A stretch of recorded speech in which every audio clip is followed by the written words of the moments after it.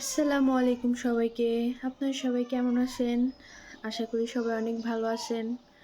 তো আমি প্রতিদিনের মতো আজকেও আমার সংসারের কাজবাজ শুরু করে দিয়েছি। দুপুরে রান্না করব, তাই কাটাকুটি করে সব রেডি করে নিচ্ছিলাম। আজকে আ ডাঁটা আলু দিয়ে চিংড়ি মাছ রান্না করব, তাই আলু আর ডাঁটা কেটে নিলাম। পেঁয়াজ কেটে নিচ্ছি। পেঁয়াজগুলো ছিলে তারপর আমি পানিতে দিয়ে দিচ্ছি। পানিতে দিলে এভাবে দিলে হয়তো চোখ জ্বলে না, আমার জ্বলে না। জানি না কে কে এমন করে কাটো, আমাকে জানাবা কে কে এমন করে কাটো। তো এই যে আমি কেটে নিচ্ছিলাম, আমার বটিতে বেশি একটা ভালো না, এই জন্য আমি ঝুরি করে কাটতে পারতেছিলাম না। তো পেঁয়াজ কাটা শেষ, আমি মরিচগুলোও কেটে নিচ্ছিলাম। কিছু মরিচ ভাজির জন্য কাটছি, আর কিছু এমনি তরকারিতে দিব, তাই মুখগুলো ফেটিয়ে নিচ্ছিলাম। তো মরিচ কাটা শেষ, এবার আমি টমেটোও কেটে নিচ্ছি। আর ডাঁটা তরকারিতে একটু টমেটো দেব। তো ভাজির জন্য ঢেঁড়স ধুয়ে নিচ্ছিলাম। একবার ধুয়েছি, তারপর পানি চেঞ্জ করে আমি আবার ধুলাম। ধুয়ে আমি কেটে নিচ্ছি। কাটা হয়ে গেলে আমি সব কিছু সুন্দর করে রেডি করে নিব। আগে থেকে রান্নার আগে যদি কেটে সব কিছু রেডি করে নিই, তাহলে রান্নাটা অনেক তাড়াতাড়ি হয়ে যায়। আসলে আমাদের মেয়েদের আগে থেকেই সব কিছু গুছিয়ে রাখতে হয়। রান্না করব তার আগে সব গুছিয়ে নিব, এভাবেই। তো যাই হোক, কথায় কথায় সব শেষ, আমি কড়াই বসিয়ে দিয়েছি, পেঁয়াজ দিয়ে দিলাম। পেঁয়াজগুলো ভালো করে নেড়ে নিচ্ছিলাম। তো আমি রিল্যাক্স মোডে রান্না করতেছিলাম আর কি। তো পেঁয়াজগুলো আমার একটু একটু ভাজা হয়ে যাচ্ছিল, আমি চামিচ দিয়ে ভালো করে নেড়ে নিচ্ছিলাম। ভাজা হয়ে গেলে আমি এখানে আদা রসুন বাটা দিয়ে দিব। আদা রসুন বাটা দিয়ে ভালো করে নেড়ে চেড়ে নিব। তারপরে এই যে আমার পেঁয়াজ এখনও ভাজা হয়নি, ভেজেই নিচ্ছিলাম। জানি না এত লেট হচ্ছে কেন আজকে, কড়াইটা নতুন নিয়েছি, কেমন জানি না। তো তারপর আমি আদা রসুন বাটা দিয়ে ভালো করে নেড়ে চেড়ে হলুদের গুঁড়ো, মরিচের গুঁড়ো, জিরার গুঁড়ো, অন্যান্য যে মশলাগুলি আছে সব কিছু একসাথে দিয়ে ভালো করে মিশিয়ে নেব।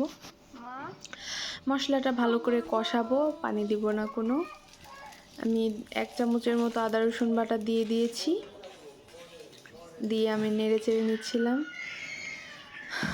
তারপরে হচ্ছে একটু ভেজেও নিচ্ছিলাম আদা রসুনটা। ভাজা হয়ে গেলে হলুদের গুঁড়া, মরিচের গুঁড়া দিয়ে দিব, বলেই তো দিলাম। মানে যেটা রেগুলার আমরা যেভাবে তরকারি খাই সেভাবেই, তবুও আমি বললাম। তারপর আমি, এটা স্বাভাবিক, বাচ্চাদের জ্বালানো স্বাভাবিক, কান্নাকাটি করবে এটাও স্বাভাবিক, কিন্তু অনেক খারাপ লাগে আসলে। বাচ্চার অসুস্থতা প্লাস সংসার সামলানো অনেক কষ্ট হয়ে যায়, আর বাচ্চা অনেক বেশি জ্বালাচ্ছিল। তো এখানে আমি মশলাটা কষিয়ে নিচ্ছিলাম, লবণ দিয়ে দিয়েছি। তারপরে আমি চিংড়ি মাছগুলো আগে থেকে মানে পরিষ্কার করে রেখেছিলাম, সেটা আমি দিয়ে দিলাম। দিয়ে আমি ভালো করে মশলার সাথে মিশিয়ে নিব। মেশানো হয়ে গেলে আমি এখানে একটু পানি দিয়ে দিব। মশলাটা যেহেতু লেগে লেগে যাচ্ছিল, তাই একটু পানি অ্যাড করে দিব। পানি অ্যাড করা হয়ে গেলে যে আগে থেকে ডাঁটা আর আলু কেটে রেখেছিলাম সেটা দিয়ে দিব। দিয়ে আমি এই যে ঢেকে দিলাম।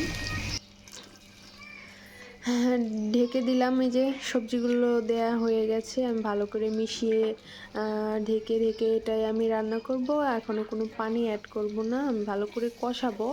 কষানো হয়ে গেলে তারপরে আমি ঝোলের জন্য পরিমাণ মতো পানি দিয়ে দিব।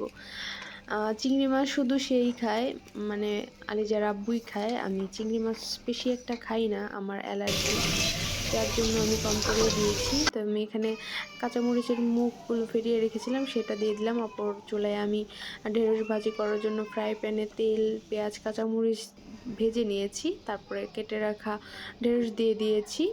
এখানে আমার অপর চুলায় এই যে ডাঁটা, আলু আর হচ্ছে চিংড়ি মাছ সবগুলো একসাথে কষানো হয়ে গেছে, একটু পানিও উঠেছিল। তো চিংড়ি মাছ কে কে পছন্দ করেন? আমার দেখতেই ভালো লাগে, রান্না করতেও ভালো লাগে, কিন্তু আমি খাই না বলে, মানে আমি জানিও না, এটা আমার কেমন যেন লাগে, জানি না। তারপর এখানে আমি পরিমাণ মতো ঝোল দিয়ে দিয়েছিলাম। ঝোলটা যখন বলক চলে এসছে, তখন জাল হয়ে গেছে, আমি একটু টমেটো দিয়ে দিলাম। তারপরে রান্নার আগে মানে হয়ে শেষ করার আগে আমি